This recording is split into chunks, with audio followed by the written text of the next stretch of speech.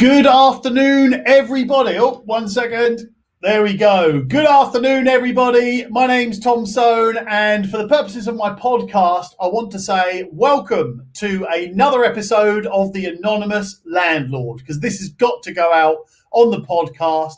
I think it's a really important topic that we need to keep up to date on. So today I wanted to talk you through the proper way, the correct way for serving notice on tenants, evicting tenants with updated details for November 2020, because obviously we're in this whole pandemic, COVID-19 lockdown situation, and I want to make sure everybody's getting this bit right. Put simply, there are loads of landlords that are currently at risk or are having a lot of difficulty right now, or a lot of landlords who are also scared, quite scared, of what might happen in the future when tenants can't pay rent or they damage their properties or they need to evict a bad tenant, but they can't because there are so many restrictions right now. So I want to make sure everybody's getting this spot on and the process is done correctly. There's lots of little bits within the process that you need to make sure you're paying attention to. So I'm going to talk you through that entire process of serving notice, evicting tenants, and what can happen along the way, and also what you need to be aware of as you go. Now, I must point out that this is aimed at bad tenants. I don't mean this detrimentally to any good tenants who are just having difficulty. I've done the webinar, and I'm going to do another webinar for landlords in lockdown who have decent tenants who are just in difficulty, can't pay the rent. If you're a landlord, by the way, who's got good tenants that are just having difficulty paying rent, then drop me a message. I'll help you out separately with that. But this is all for bad tenants, and they know who they are. And this was spurred on, if you like, because I spoke to a landlord the other day who's just a regular, normal family man who used some of his equity in his house to buy a property investment just to provide a bit of security for his kids, for their futures. And then a little while down the line, the tenant quit their job, stopped paying rent, went into arrears, quite seriously in arrears. And then the tenant decided they were just going to see the whole process out and let the landlord get all the way through to the court process so that the tenant could be given a council property. Now, think what you want about that tenant, that's okay. But in this situation, the tenant was adamant, no, I'm not paying rent. I am going to keep getting into arrears. You'll have to come after me for it. It was pretty vile, if I'm honest with you. But what ended up happening with this landlord, like I say, just a regular bloke, he then couldn't pay the mortgage on his buy-to-let property, which is a shame because he bought it as an investment and it was supposed to be a good bit of security for him. But he also, after a small amount of time, was unable to pay for his own mortgage. And he started falling into arrears with his own normal mortgage in the house that he lives in with his family because he'd remortgaged to a higher amount to buy another property. So he was having real difficulty. He ended up losing his house and he had to sell his investment property. And I think he sold it at a lower price, which is such a shame especially because the tenant just didn't care. So for any landlords out there who are scared about what might happen in the future, if you need to evict a tenant that just won't pay the rent or is damaging the property, all those sort of things, I'm just going to talk you through that entire process. So first of all, you can use a Section 21 notice, and you can use that right now in normal circumstances for any reason, whether you're selling a property, you want to do a refurbishment, add value, you want to move into the property, or whatever, you want to move a tenant out, then you can, in normal situations, you can give 2 months notice with a Section 21. Now, you can give that 2 months notice after a fixed term. So if you've got a tenancy agreement for 12 months, you can give that notice 2 months before the end to expire after the end of the tenancy, or you can give it during a periodic tenancy, which is basically where you are on a rolling basis and so on. Now, you do need to fill out something called a Form 6A. I've got one if you need it, or you can just download it from anywhere on the internet. Now, what that does is outlines all of the details of the notice you're giving. You can also give the tenant a letter with the same information on it, but you might as well use a Form 6A. That's the easiest way to do it. Now, the updated version of a Section 21 notice is that you can only give a minimum of 6 months notice after August 29th. Basically, any notice period you're going to give to a tenant, if it's just to sell a property or do something like that, you've got to give 6 months notice now. Now, here's a quick tip. You can still exchange on the sale of a property if you're selling and just give the exchange, maybe the criteria is that you exchange and complete with vacant possession. And then that exchange to completion period of time sees out the notice period that you've given. Or if you are selling, you could sell to another landlord. So for an example, my company, we offer a landlord-to-landlord property sales service, as everybody's been told before. I couldn't think of a catchier name for it. Landlord-to-landlord property sales service. There it is. Now, a couple of things you need to know. You cannot serve a Section 21 notice if you are not fully 100% compliant. And that includes things like registering the deposit within 30 days of receipt of the deposit. I see that got wrong so many times. A lot of landlords think they just have to register it within 30 days of the tenancy. No, it's 30 days of receipt of the deposit. Has anyone got that wrong? Has anyone heard any stories of landlords that have got that bit wrong? I've heard it a few times. And all they have, the judge just throws it out. No, not interested. Can't serve a Section 21 notice. You also have to have given the tenant your energy performance certificate, the gas safety certificate, and the government's how to rent guide. If you haven't given the tenant those things, you cannot serve a Section 21. If you do serve a Section 21, you're just wasting your time. It will get to court and the judge will say, nah, no can do. Or if you've had a council order in the last 6 months, then you can't serve a Section 21 notice. Now, if you're all right with all of that and you've done it all properly and compliantly, and by the way, there's so many little nitty-gritty bits that judges are picking up on right now, it's crazy. But you must keep proof that you have actually issued the tenant with a Section 21 notice. Now, you can just fill in, I'm being a bit geeky here, but you can just fill in a N215 form, which effectively states that the tenant was issued this notice using this form on this date by this person. You could just write on the Form 6A who issued the notice, when they issued the notice, and so on. If I was you, my advice to you is to take a photo of you posting that notice through the letterbox. It sounds really cheesy, but if you do that, it adds evidence to protect you. And then once you've done that and that notice period is served, you can then apply for a possession order. Another section notice you can give to a tenant is a Section 8 notice. And that is normally, under normal circumstances, a 2-week notice period in most cases. And you can give that 2 weeks notice period via a Section 8 notice if the tenant is more than 2 months in arrears, or if they're consistently late with their rent, or they've carried out antisocial behaviour, or they don't have the right to rent in this country anymore, or they breach their tenancy contract, is another one, or they cause damage to the property, then you can issue a Section 8 notice under normal circumstances. Again, the update in November 2020 is that it's 6 months notice. Again, under normal circumstances, it's 2 weeks. Under these circumstances, with pandemics, COVID-19, blah, blah, blah, blah, blah, it's 6 months notice. Now, there are some exceptions to that, and I think the government have tried their best here to help out. Again, we can argue whether the government have done right or wrong, but you know, they're trying. I can see that they're trying. Now, if you have a tenant who has used your property illegally, i.e. drugs or whatever, if there's a situation where the tenant has used that property illegally, you don't need to give any notice period. You can go straight to court. You serve the Section 8, you give it to them, go to court, just like that.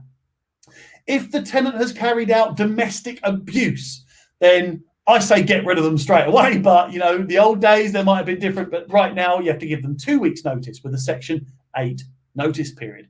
So yeah, domestic abuse 2 weeks. If there's antisocial behaviour, it's 4 weeks. And if there's 6 months or more rent arrears, then it's 4 weeks. So for all of those situations, if you've got a tenant who's using the property illegally, carrying out domestic abuse or antisocial behaviour, or is more than 6 months in arrears, then you can issue that Section 8 notice with a lot less notice period. Or if the tenant has no right to rent that property, you've still got to give them 3 months, which is weird. Even in the event of a death of that tenant, you've still got to give 3 months notice. Now, you must get all of these section notice, the Section 21 and the Section 8, you must get those spot on. And it's so easy to get them wrong. I know, for an example, a landlord who went through the whole process. They issued a Section 21, 2 months notice. Then they issued a Section 8, a further 2 week process, and a notice. And then they went to court, which took, I think he said something like a month and a half to get to the court. And then went in, judge checked the notice period and kicked it out. Why? Because he was 1 day out on the notice period. And this is a problem I see landlords getting wrong all the time. They issue a section notice and they do the start date until the end date, and they put the wrong end date or the wrong start date. So just make sure you're calculating that properly. If you need my help with that, just drop me a message. I'll tell you exactly how to get it spot on. Or do you know what? Speak to my lettings team. My lettings team will manage your tenant out if needs be. We'll take over management of everything. And we have a process. My lettings team have a great process of managing bad tenants out of a property. But just drop me a message. I'll help you out with that. Anyway, there is another route you can go, and preferably this is ideal for everybody. If you can agree a voluntary termination with your tenant, then your tenant will move out, you get the property back, no one has to go to court, no one has to see out any notice periods, you can just agree something with your tenant. Now, as long as you're fair in that process and you give that tenant adequate notice to leave and they agree with you to terminate that tenancy, then great. Get it in writing, please. Make sure it's in actual writing and signed. So once you've given your notice, you've served the section notice you need to serve for the appropriate situation, then you can apply for a possession order, and that is at court. So you just fill out the application through the court system, and then you'll be given a court date. And then when you get to court, the judge will hear your evidence, they'll hear the tenant's evidence if there's an argument, and will decide. Now, if you've carried out all of the compliance and you've shown the judge all of the right evidence, then the judge will set a date for the tenant to leave that property.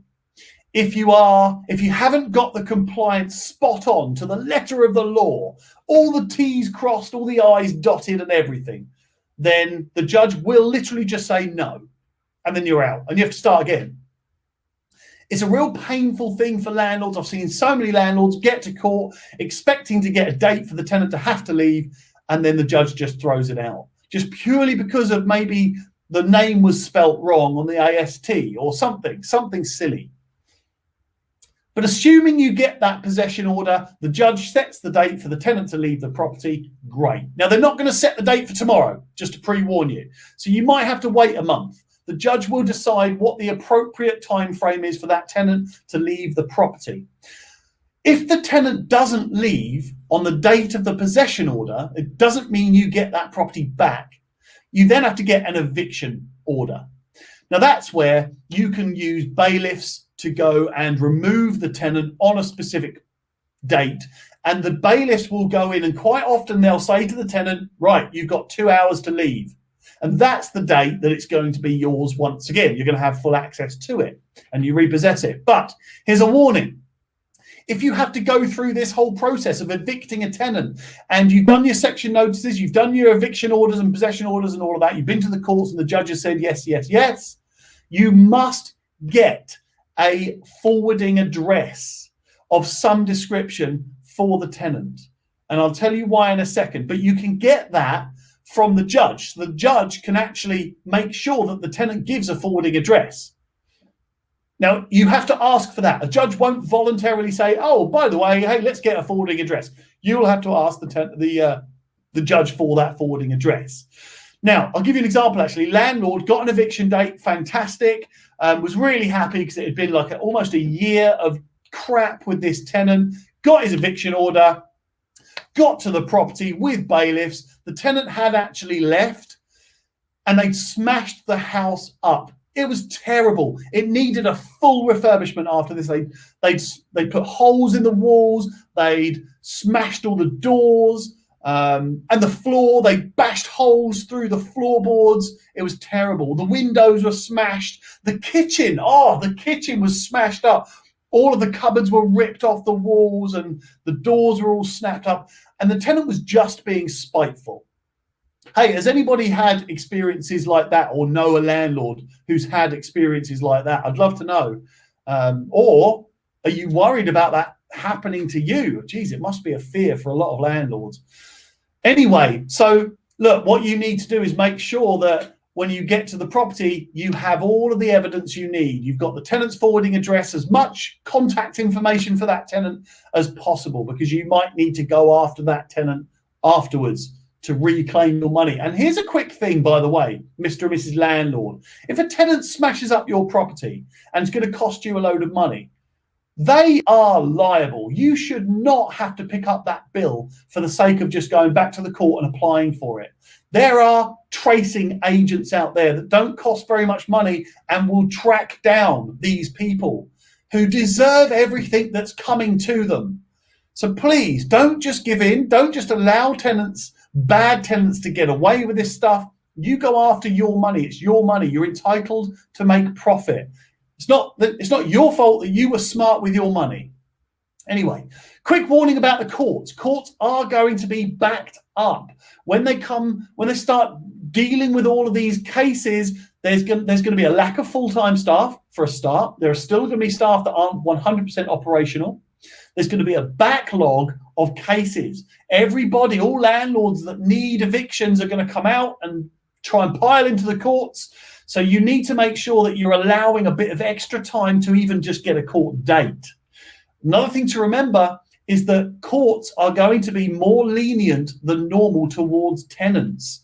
And if a tenant comes in front of the judge and says, hey, I need help, I need support, I'm a victim here, rightly or wrongly, the judge is going to be more lenient. Just because of the current situation with the pandemic, lockdown, all that sort of stuff. So I guess I'm telling you that because I want you to make sure you've got a bit of mental preparation that this might be a bit longer of a process than normal. So my advice to you would be to apply now. Now, I know technically you might not be able to get into the courts, but you can apply. And also remember, you can actually apply to a court for collecting debt. So make sure you're not letting people get away with stuff. Make sure you're protecting yourself. Apply now. And you know what? Actually, I should probably mention that I can help out too, if needs be.